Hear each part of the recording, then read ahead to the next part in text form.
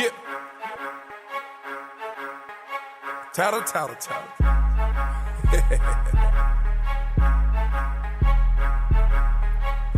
My little sister sent me the pic. Said, Future, you the shit. Said, Future, you the shit. Said, Future, you the shit. Fell in love with that AK. Now nigga getting payday. Hello, fight fans. Stuart Hanson, the Pope of Pugilism. Got a good one for you this afternoon. We have heavyweight contender Polite-Coffie. 12-0, 9 knockouts. Just had the biggest fight of his career, stopping hot prospect Domani Rock in the second round on January 30th. How you doing, Michael? I'm feeling good. I'm doing good. Thank you. You know, man, it's a pleasure having you here. You know, they say too much coffee is bad for your health. I don't know if that's true or not, but hey, to some people it is, I guess. Yeah. Man, you have the most intriguing story. You got into boxing late, turned pro at 30. You're now 34. You're now 12-0, 9 knockouts, signed to my man Marshall Kaufman's King's promotion. But you had an interesting journey. You were an orphan. Talk to me about growing up and how you were able to overcome so much to become a Marine, to make it as a hot heavyweight prospect. Well, yeah. I guess like growing up, I didn't really look at it as overcoming because it was all I knew. You know, I was in foster. You know, I've been in foster care since like 2 years old. Oh, you know? Man. Yeah, since I was about 2 years old. So that's pretty much all I knew to begin with.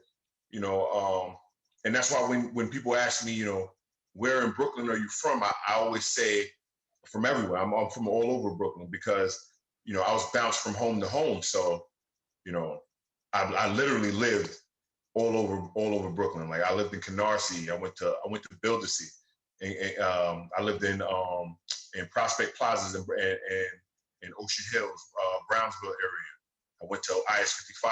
You know, I lived in Bushwick. I went to PS-45. You know, so I was all over the place, like, you know, home to home. And you know, eventually, you know, went through. I think around 12. You know, I was getting into some trouble or whatever. You know, being a little defiant and stuff like that in school and everything like that. You know, some of the stereotypical things that happens when you don't really you're not coming up with guidance, and led me upstate in like a juvenile place for like from 98. I went in there in 98, and I was in there in all of 99. And then when I got out, I wound up going to Long Island, Lakeview, Long Island. So with my brother and sister, they were with another a family out there. And so I managed to go there, but then again, you know, that didn't work out for me. I wound up back in Brooklyn. You know, it was just a whole bunch of you know, going back and forth, until I was about 18. And then once I was 18, I just was doing my own thing, you know, but I was like, you know, on the streets, really. I was on the streets. But a question, man, how someone so young, how were you able to just navigate and be that mentally tough? Like I said, I think honestly, it's because that's what that was the norm to me. So okay. I wouldn't even say like, you know, oh, I was all mentally tough and da. I only knew that, you know what I'm saying? So okay. You know, but you know, as I got older, obviously I became more self-aware of you know, the things that was going on around me. Again, you know, I turned 18. Now you age out of foster care system, you know, but I had nowhere to go.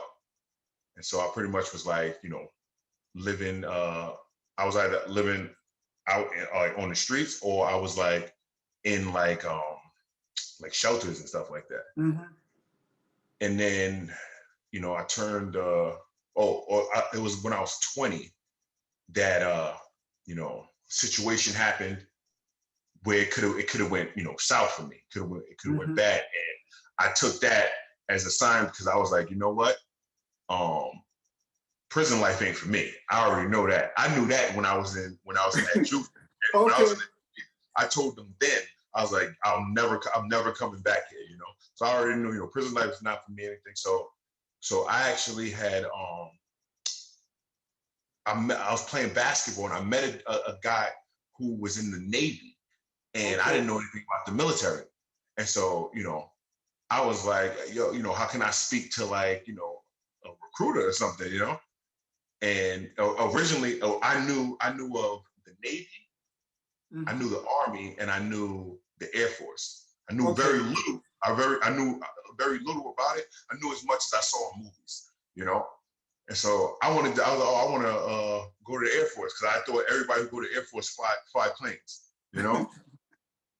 And instead, I ran into a Marine Corps recruiter. He kept looking at me, and I was like, I kept shaking my head like, nah, don't come over here, And how he got me was really he made it a challenge. Like he said, you know what, yeah, you're probably not strong enough, you're not tough enough to make it in the Marines. So I was like, well, man. You know what I'm saying? So then he was like, yeah. So I was like, well, all right, so what is it about? Let me see. So he put a tape on, and I'm sure a lot of veterans they know the tape I'm talking about. That's the one that it pulls you in, it reels you in. So from there he really got me when he was talking about the financial stability and just having a home and stuff like that. So I told him when's the soonest I can leave, and at first I had a date. It was 2007, August 20th, 2007, and I was like, all right, cool, set to leave August 20th, 2007. Then I remember going back, hanging out with my boys.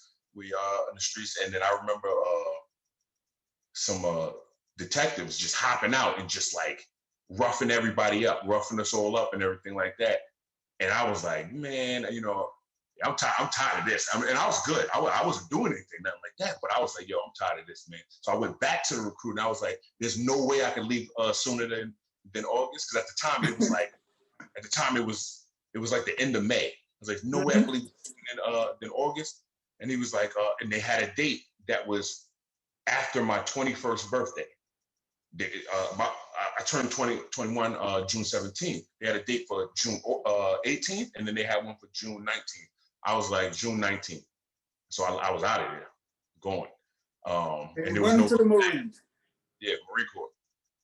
Got in there, and I liked the physicality of it. I went in there, and the recruiters, they really try to get in your head and everything like that. And it just didn't work. It wasn't working with me, because I understood what this was. I understand what they're trying to do. You know what I'm saying? They try to make you mentally tough as well as physically tough. And, I like it, I mean, in the moment, you don't like it, when you get killed and drilled out there or whatever, but by the end of it, you appreciate what it is they did. And, I appreciate what they did for me. And, did my time in the Marine Corps. Met a lot of good guys, Where did you serve overseas? Where did you serve overseas? Where? Afghanistan. Oh, you were in Afghanistan, man. Yeah, I was in Afghanistan, yeah. Man. Yeah, met a lot of good guys, a lot of guys, gave the ultimate sacrifice, and met some real heroes, yeah. And one of the guys that I met, to this day, me and him are, real close. Like, that's my ace. He was my Corporal Phipps. He's the one who got me into boxing. Okay, talk to me about that. You spent 4 years in the Marines? Yeah, I did 4 years active duty, and then I did the 4 inactive reserve. Okay. And yeah, so he would always mention that to me. He would always be like, yo, you should box. And I would always be like, oh, yeah, but, I wasn't looking at that as like something that I could do, because just like, you know, most people, you assume like that's something, if you're going to do it, you get into that early, like, you know, Yes. from young. And so, you know, I wasn't really looking at that as something I could do, but he would always say like, look, cause you know, he's seen me in action, you know, like when we go out, you know, and, you know, Marines, you know, we go out, have a little drinks, you know, and we tend to, you know, get into a little scuffles sometimes. So he's seen me handle myself in situations where I was like outnumbered, and he saw me come out on top. So he kept pressing me about that, like, oh Man. you need to box, man. And I was like, yeah, okay. And then it was like 2015. We now, you know, fast forward, I'm in college. Our school, they on Veterans Day, they get all the veterans and they take them to DC, and we go to the museum, we go to Arlington Cemetery, we get to see the drill team, everything, you know, and it's cool because, you know, it gets you hype and moto and brings back the memories of being on active duty. And the whole time we were there, he and all the other veterans kept pressing me about boxing. Like, yo, And this you need 2015. Yeah, that's 2015. Oh man. So prior to that, you had never had a boxing match? No, yeah, never boxed or anything like that. And so, you know, that whole time we were there, they kept saying that, you know, I was entertaining and everything, but when we got back, never materialized, you know, and I didn't pursue or anything like that. And then one day, it was like January. It was close to the deadline to sign up for the Golden Glove. And he comes in the room and he was like, "Yo, I don't care what you say, you're boxing." He was like, "You're boxing, and I already signed up and I paid the registration fee, so you got to do it." He's already paid my money, so you got to do it. I was like, "All right." I was like, "All right," you know. So then we hopped in the hoopty and started driving around trying to find a boxing gym, because I mean the gloves was coming up, like it was coming up in a couple of weeks, and I had never trained, you know, before. So, you know, we drove around for a while looking for a gym. There was no gyms in the area, or at least none that we could find. And then we drove, because at this time I was like in upstate New York now, school. We drove down to the city, drove throughout Manhattan, you know, and then we landed in Brooklyn at Gleason's, right? So getting Gleason's, this is like from where we were, this is like a 2.5 hour drive. And, you know, I walk in there and I was like, I want to box, you know, and I want to, you know, fight in the Golden Gloves. And they're like, you know, the Golden Gloves that's coming up right now. And they was like, "Oh, have you ever boxed before?" I was like, "No." And it was like, so I don't think the guy who I was dealing with, I don't think he took me serious at all. It's, you know, being that I never boxed before, never trained, and the gloves was coming up in a few weeks. So, you know, nothing really happened with that. So then basically stopped going to Gleason's, and I was just training myself. Like I was literally like watching YouTube. So you trained yourself for the novice Golden Gloves and you entered that tournament? Up until 2 weeks, 2 weeks prior to my first fight. I was like, you know, kind of like training myself. I was going to the gym and I saw something on YouTube, like they had the 3-pound weights. I was sitting there, you know, doing a little shadow boxing stuff. I was doing like resistance training and stuff like that. And then when I went to CVS to get my the little passport photo for your book, there was somebody who I had met like a few months ago who had talked about he had a gym, but it was a martial arts gym. Okay. And so you know, I saw it, and he was there at the CVS, and he was like, "Oh, what's up, man?" Like I was like, "What's going on?" And he was like, "Oh, what you doing?" I was like, "I'm getting my my photo for the, you know, for the book or whatever, so, you know, to go to the gloves." And he was like, "Oh yeah," he was doing the same thing, but for his coaching his coach's book. So he was like, "Oh, so you found the a gym training out of?" I was like, "Nah." He said, "So then who you training with?" I was like, "I'm training myself." And he was like, "No." He was like, "No." He was like, "Yo, come to my gym." You know what I'm saying? It was 2 weeks until the gloves was gonna start. He's like, "Come to my gym." And he's like, "I'll show you some stuff or whatever." So I came to the gym, and for that 2 weeks, every day I went there every day, trained for like 2 to 3 hours, and just got the basics down, right? And then boom, I had my first fight, and I won by knockout, like the first minute into the first round, I won by knockout, and I was like, I liked it. I was like, yeah, I like this. You know what I'm saying? Like the feeling, you know. Had my next fight, I won that by decision. Won the next fight by knockout. Made it to the finals, and I lost in the finals.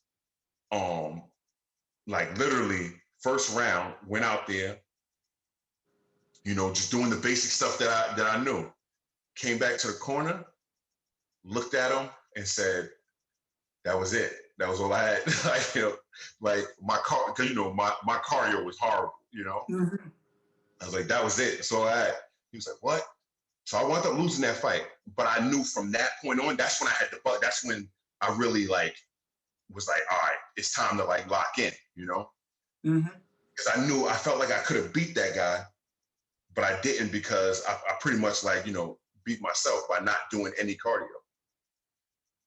Then I was like, all right, I started, you know, to be a lot more serious when it came to, you know, the cardio and everything like that. Hopped in another tournament. I won that one. In 2016? Yep.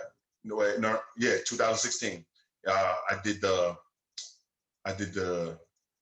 New York tournament. I did the Pure Breed tournament, and I did the Metro championship tournament. How many fights did you end up having, Michael? 11. You only had 11 amateur fights? Yeah, and my plan was this. I was like, who's the best in the country? Okay. It was Nkosi Solomon, right? So I was like, all right, whatever tournament he goes in, that's the tournament I'm gonna go into. Because I was like, if I can beat him, then I mean, like that was my logic. My logic was like, all right, if he's the best and I beat him, then I'm good. I'm in there. And I was like following him everywhere I could, you know. Like, I mean, he was a lot more experienced than me, and he was open class. So I found out. I was like, well, how many fights do I need to be open? They said you have to have 10, but I was like, man, I only had 6 at the time. But then they was like, well, you made it to the finals of the gloves. You can just declare yourself open. Yeah. So I was like, all right, then I'll do that. And so I declared. I was like, I want to go open class. I forget about the other 4 fights. I just want to go open because I wanted to be able to fight him. And me and him fought. We fought twice. We fought in the Metro Championship, and he beat me. I lost that one by split decision, but I felt like I won. You know, I felt like I had beat him. So I was like, all right, I know he's gonna join the gloves. I know he's gonna go in the gloves. I was like, I'm gonna see him in the gloves, and I told him I was like, I'm gonna see you in the finals. You know, and I'm sure, you know, he probably didn't think so, but then the next gloves came. I fought my way all the way to the finals. We saw each other, and I got him. Man, that's a great story, man. And shortly after that, you turned pro in 2017 after only 2 years of boxing and 11 amateur fights. Yeah, it was after like a year and about like 4 months. A year and 4 months. And I was like, yo, I'm gonna go pro, you know, like, cause I just didn't, I knew I didn't have, you know, the time. Time wasn't on my side, you know. Right. No way I was gonna rack up like, you know, 100 plus amateur fights. It just wasn't gonna happen for me. So I had another plan. I was like, if I could spar, like, you know, get this, like, get rounds in with these high level guys, you know, I can kind of like gauge where I'm at off of that. And that's pretty much what I wound up doing. Like, for what I missed out on in the amateurs, I felt like I was making up for it by fighting or by sparring with guys like, you know, the Adam Kaunakis and the Deontay Wilders. You've been in Wilder's camp twice or 3 times? 5. Five, no. Man. 4. 4 with Wilder, 5 with Adam Kaunaki. I got a bunch of rounds with Big Baby. Got a bunch of rounds with Thomas Adamak. I got rounds with Marcos Huck. Just, you know, a bunch of you know, notable guys. You know, guys so who you're skipping high school and taking master level courses. You just went from grade school straight to skip high school and went straight to college. In a sense, yeah. You know, and I, you know, being honest with myself, I was like, you know, my boy who got me into boxing, Jamal, right? He would always be like, what do you think? How you think you did? I'll be like, nah. I was like, nah. That, you know, he got me. Then gradually, you know, he would ask me, how you think you did that one? I was like, he still got me, but I feel like I did a little bit better. But then it started to turn into like, oh, I got him. Today was my day. You know what I'm saying? Yeah. And you know, just went from there. Let's talk about last Saturday's fight. Yes. You're facing Damani Rock. Damani Rock has been boxing since he was a kid. National Golden Gloves champion. He has the speed of a middleweight, the movement of a middleweight. He doesn't move like a heavyweight. I mean, extremely talented fighter. 17-0, 12 knockouts at the time. You only had 11 fights. What was your mindset in taking that fight and going into that fight? I didn't think it mattered. I didn't think that his amateur pedigree, I really didn't think it mattered. Okay. You know what I'm saying? At least not to me. You know what I'm saying? I wasn't intimidated by it. I was like, because I watched him. You know what I'm saying? Like I watched him fight. I heard something like he said he don't watch boxing or something like that. I was like, okay. I mean, that's you, because I do every day. Not one day. The moment I decided, oh, I wanted to box, I watched. There's not been one day that's gone by that I have not watched boxing in some form. Either I'm watching a fight or I'm watching a breakdown, you know, of a certain fighter. And, you know, for me specifically, I'm watching the old school fighters. I watch the fighters from like the 40s, the 50s, the 60s, because those are the crafty guys. You know what I'm saying? Mm-hmm. And those are the guys that, like, you know, you look at their records, you know, these guys are fighting over 100 professional fights. They had like numbers like 150. Archie Moore.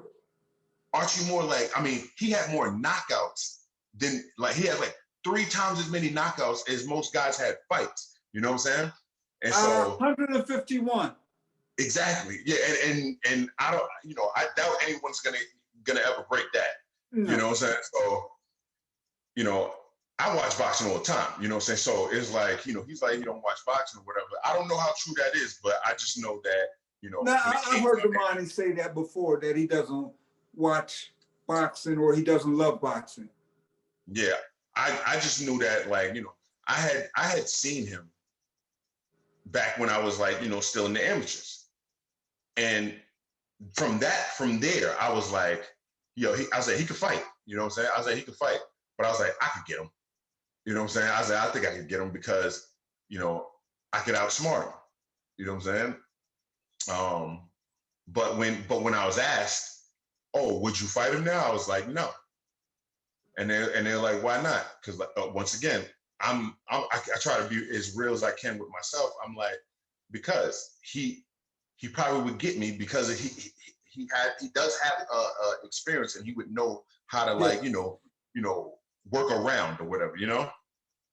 But once I was asked, when they brought his name up now with my trainer that I have now, immediate yes. They said, you want to they threw two names out there. They threw out Damani Rock's name. They threw out Carlos Negron's name. I was like, both of them. I'll fight both of them, either one. So whoever says yes, you know. And Damani Rock said, you know, he's 17-0. I was like, let's. And what did you see in Damani that convinced you that you could beat him? I noticed things like the way that he falls in, gives up his chin. I also noticed that he, you know, he's like, he's too lax on the like on the tie-up. So like on the inside, you know. I feel like you gotta be like Roberto Durant when you win those titles. You know what I'm saying? Like Roberto Durant, even if the ref said break, he still was on guard, ready, just in case. You know what I'm saying? I feel like, you know, that's the mentality you have to have. And I didn't see that in him. And so I was like, you know, I felt like I'll get him, you know, so I can get him, you know. I just felt like I got more of a mean streak in me than he does. Well, you know, I was watching, I saw a little Jersey Joe walkout uppercut that he hit Ezra Charles with. Yeah, yes, sir. You know what I'm saying? Yeah. Jersey Joe. I'm like you, Michael. There's not a day that goes by since I was a kid at 11 years old that I haven't watched boxing. But I saw that Jersey Joe uppercut. Jersey Joe, and my trainer, he has me watching Jersey Joe all the time. He's always sending me, you know, just case studies of Jersey Joe, like Archie Moore. Yep. You know, like these guys, like these crafty old school guys who just like it was more than just a knockout. Like they knocked guys out, but they beat them up and then knocked them out. You know, which to me is, I feel like that's a lot more entertaining for the fans. Like, you know, anybody could, you know, we heavyweights. Anybody can go in there, throw one big shot, get you out of there. But what happens when that doesn't work? And I saw in the second round, Damani came out and pinned you to the ropes. He came out fast in the second round. And what was going through your mind? I was like, he messed up. I was like, he messed up. I was like, because I'm comfortable on the inside. Okay. Like I'm either way, I'm comfortable. I fight on the outside, but if you want to fight on the inside, I'm comfortable enough to fight on the inside too. And you know, I've said this before, like you know, I compartmentalize. So I deal with what's in front of me. You know, I try to stay as calm as I can and just not panic and just, you know, my eyes are wide open. I'm looking at everything. So when he was laying on me, I'm thinking like, oh, he's putting all his weight on me. So if he's putting all his weight on me, his weight is on his front foot. If I slip out, he'll fall forward and his chin will be right there. So it was like, you know, let me tap him here, shift over here. I saw a little Archie Moore. On the inside. Yeah, like, you know, you see, I'm here and I'm like, boom, little tap there, boom, little tap there. And then the minute I felt him like he put his weight on my shoulder, that's when I knew it was there. And you know, I couldn't slip back and throw the uppercut because the rope was to my back. So I just slipped out to the side, you know, got low and just boom, just let it go, you know. Man, but you know, that's impressive, man. And I tell people that to watch the old school fighters, there's just so much knowledge. I think every day I watch at least 3 hours of boxing on YouTube, old fighters. And some of the same fighters you study, Archie Moore, Jersey Joe Walcott, Roberto Duran. I'm always watching, and boxing's about stealing. And I got to take my hat off to you. Despite only having only 11 amateur fights, you've accelerated the learning process by studying fight films on YouTube and incorporated it in your training style. And got to give a shout out to your trainer, Josue Aguilar. Marshall mentioned him. Gave him a lot of credit. I interviewed your promoter earlier today, and he said, "Man, I got to give a lot of credit to his trainer."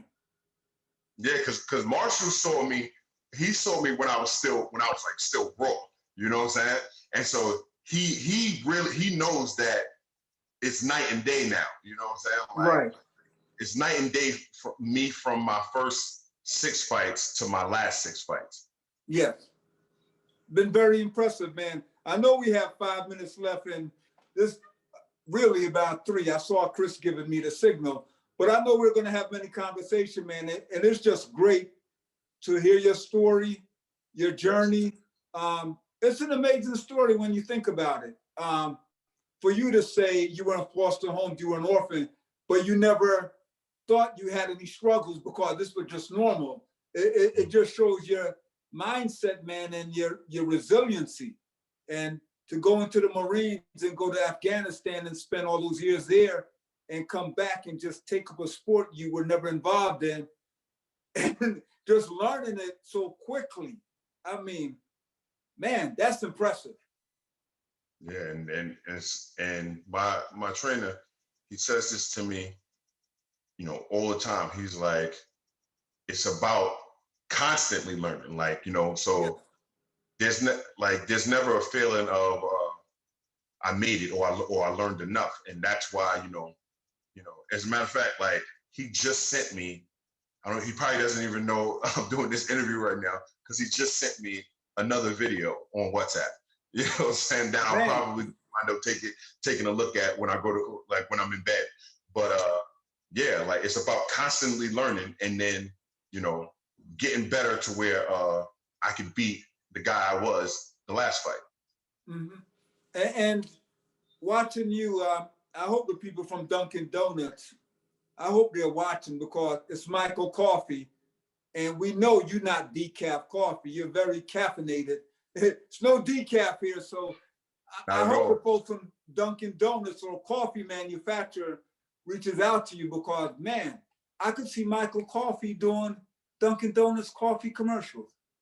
Yeah, no milk, no sugar, straight black, man. Like, that's straight black. Strong. Yeah. Full strength. But there's a lot can be done with the coffee name, man. That's what's up. And I'm ready. You're ready, and you guys you're at the Orange Avenue Gym in Orlando, Florida? Yes. Jim representing. Man, you know Glenn Johnson is in Miami, Florida. No, I didn't know that. The Road Warrior. I know there's like a heavyweight factory down there.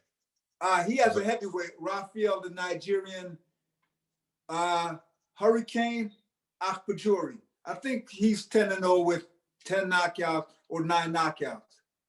Okay. Yeah. He played basketball at the University of Miami and played football, has a master's degree. So he's 6'9". He's an athlete and an intellectual. That's what's up. 6'9", 260 pounds. But shout out to Glenn. Well, Michael, thank you very much, man. Very appreciative that you could make it. We spoke to your promoter, Marshall Kaufman, King's Promotion, earlier, just an hour before you. So thank you, Marshall, for arranging this interview. And thank you. We will be following you. Much success, man, on your career. Thank you. Appreciate you. You know, you are already a success.